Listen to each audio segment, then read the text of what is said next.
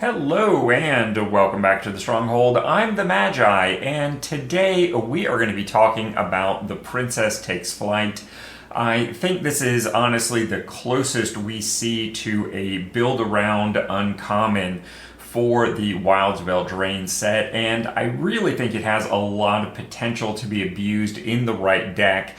Today I'm going to be looking at it in a Boros shell and kind of see what and if it can do for us. But before we get into all that, thank you to all my new and prior followers on Twitch, helping us get one step closer to affiliate status. And one of those lucky followers picked up 2 starter decks for their arena collection.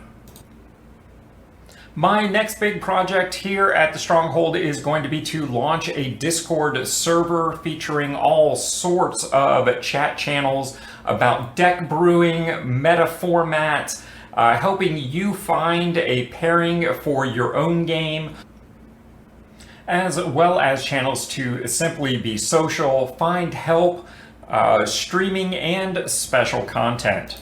But to make this happen, I'm going to need the help of at least 10 people to step up and make a pledge of $1 or more per month over on Patreon. And hey, for only $1 a month, it's a lot of value, so make sure you're checking it out. And there's even a lot of content there that isn't released anywhere else, even for people who are not supporting on Patreon. Now, what were we talking about? Oh yeah, right. Alright, so let's take a few minutes and go through this basic Boros build, and in classic Stronghold style, I'm going to start with the mana base. I kept this really very simple and very accessible. 11 each, plains and mountains, and then a single copy of Battlefield Forge that I know that you have from your 2024 starter deck collection. Of course, you can upgrade this mana base as you see fit, but I caution you to be aware of the impact of tempo lands on a deck that is really trying to curve out turn 1, 2, 3, lay aggressive assets, and then attack each and every turn. So lands that can come into play untapped can really wreck your day. The remainder of the deck I actually have organized by accessibility, and the first column is simply soldiers that are available to you through the High Flying Valor deck, and that is 2 recruitment officers, 3 survivor of Corliss, and 2 copies of Irresolute Reinforcements, all of which I know you have. Of course, additional copies of Reinforcements and Officer in particular can be very beneficial not only to this deck, but to your soldiers' decks in general. Our second column is all commons and uncommons available to us from the Wilds of Eldraine set. You're going to see big themes here of items that create rolls, as well as things that can bargain those rolls and other things away. Archon's Glory, of course, is a bargain combat trick, as is Monstrous Rage, also a combat trick that creates a roll token.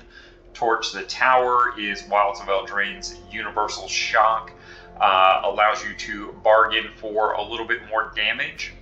Gingerbrute is a universally good, solid, hasty 1-drop creature that you're going to see a lot of over the next probably 3 years. A 1/1 for 1 with haste is really what a lot of aggro decks want.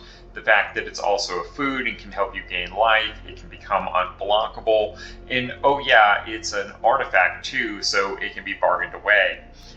Kellen's Light Blade is a bargain removal spell, combat trick, however you want to define that, it kind of rides the line there. Cursed Courtier, of course, can punch above his weight if he's able to drop his Cursed Roll token, and in a deck designed to bargain things away that is much easier than you might think it is.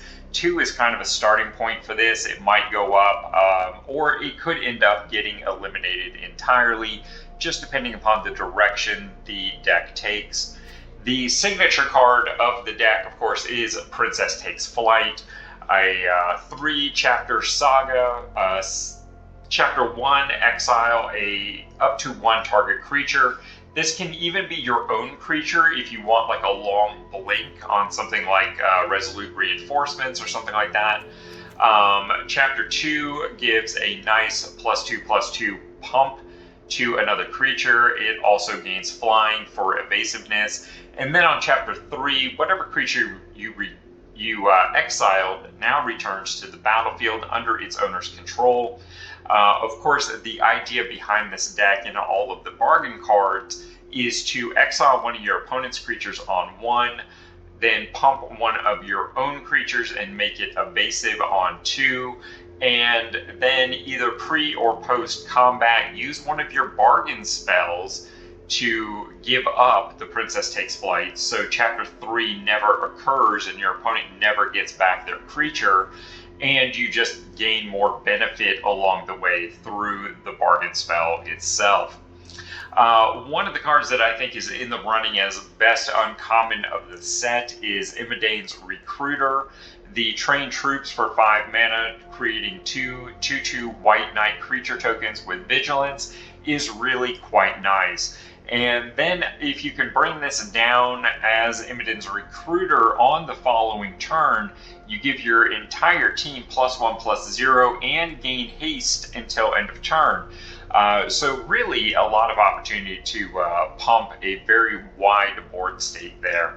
And contributing to that wide board stance might very well be Song of Totentanz, which really should be over here in a different column.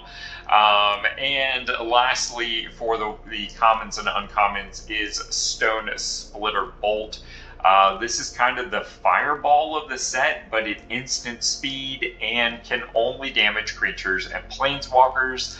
I am mostly experimenting with it because it gives me another bargain tool in the toolbox here to play around with the Princess Takes Flight. Speaking of which, I am running 3 copies in this particular build as kind of a baseline. I think that's the minimum for this deck. If we want to build around this card, we need at least 3 copies of it. And the funny thing is, in builds where I've done 4, this card just disappears. You never draw it, you never see it. I'm not really quite sure what to make of that, how the shuffler is treating that at the moment, but something to keep in mind and continue to take a look at. Our third column here are rares that come to us strictly from the starter experience. Feldon, Rodent Excavator, and Urbrax Forge. I think you're going to be very familiar with those, and I'm sure you're going to see those a lot in decks this year. And the final column then are spells that are rare from Wilds of Eldraine, but fairly easily accessible, like Spellbook Vendor can be picked up in the Jump Index, as can Song of Totentanz, and I believe Charming Scoundrel can as well, but I'm not 100% certain on that as I say it. So please do your own research there. But that is a basic outline. Concept of the deck is to go wide and just mass overrun your opponent at some point and overwhelm them with token creatures while gaining extreme advantage of Princess Takes Flight and then bargaining it away. And apparently my overlay is not going to cooperate here. That's unfortunate. I think in this situation I want to lead off with the Ginger Brute.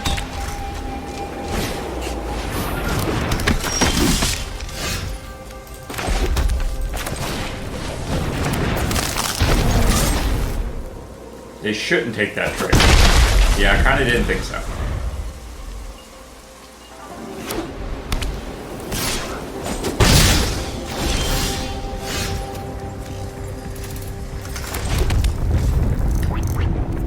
That was silly, honestly. I just cost myself a point of damage for no good reason there.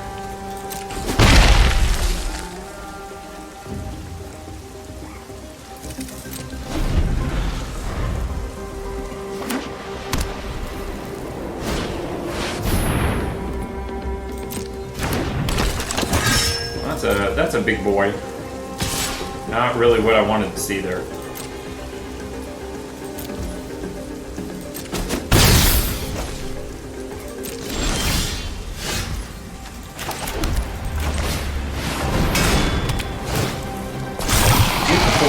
want to, you know, kind of do nothing for a couple of turns here because the Lancer can just block it. But next turn I might be able to combine it with Torch the Tower and maybe do some removal there.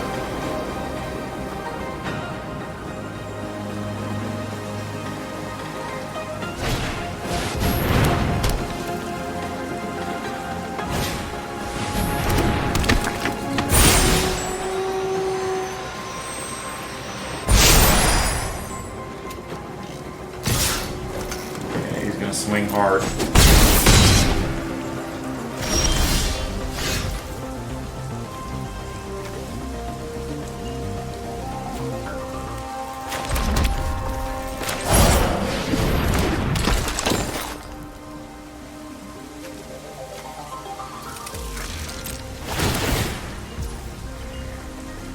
I believe we do pay the 1, and we'll go there.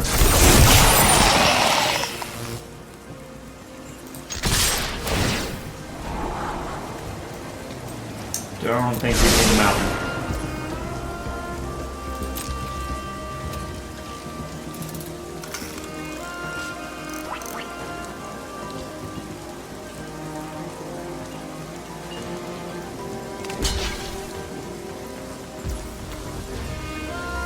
Sure.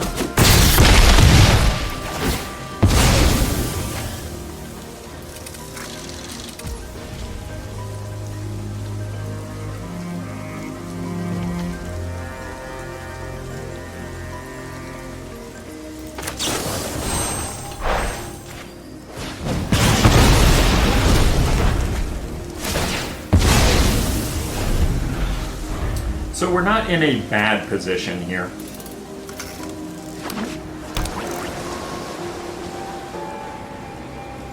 I mean, we can Stone Splitter Bolt away his oh, that's an interesting turn of events.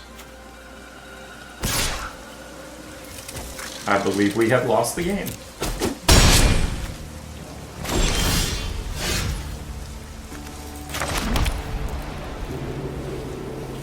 Although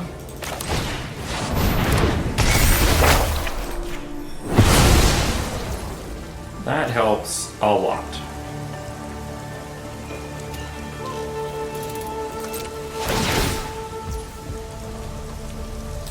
Do we pay 1? I think we'll decline.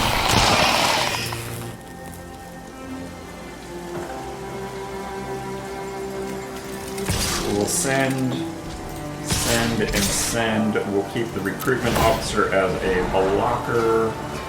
Not really interested in Ginger Brute there.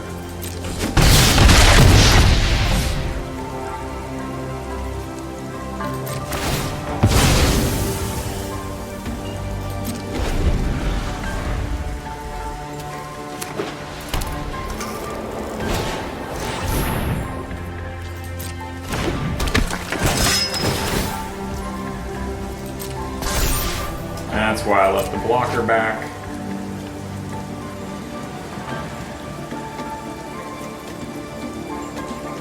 Unfortunately, he has vigilance.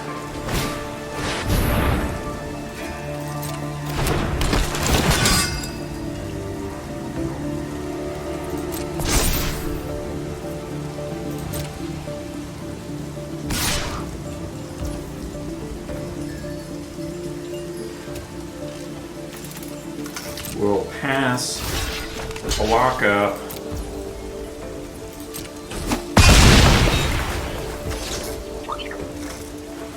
And we'll take our turn.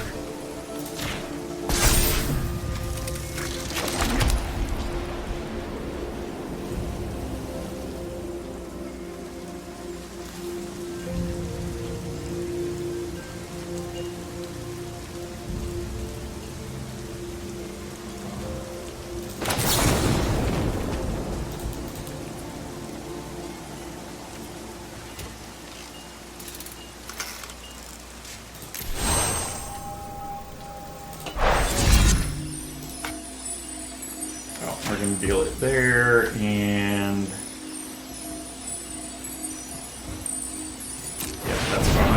And we'll bargain that away. So, meme accomplished. We have done the thing.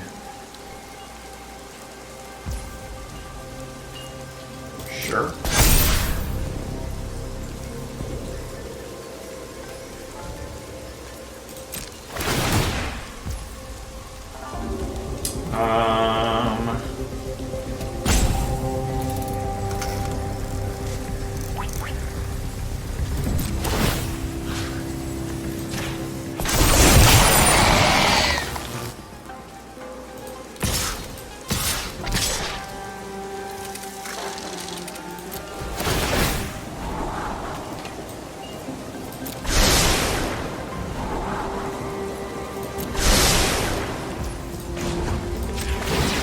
And I think we accidentally won the game.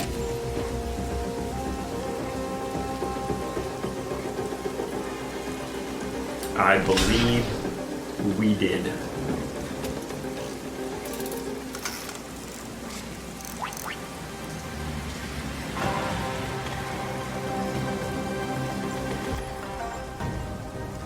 And I think the most important question for today is, should this deck default to Princess Bride? And before we go, I want to take just a moment to thank all of my patrons and remind the community when we hit just 10 patrons at any level, we will be rolling out Discord for the entire community, not just paid patrons. So if you have the means or mind to do so, consider supporting our community as it continues to grow. And of course, supporting the community by liking, commenting, subscribing, or sharing our videos is always appreciated. And you will appreciate subbing to the channel so you never miss out on a thing. And of course, we have some suggestions here on the next videos that you're going to want to check out.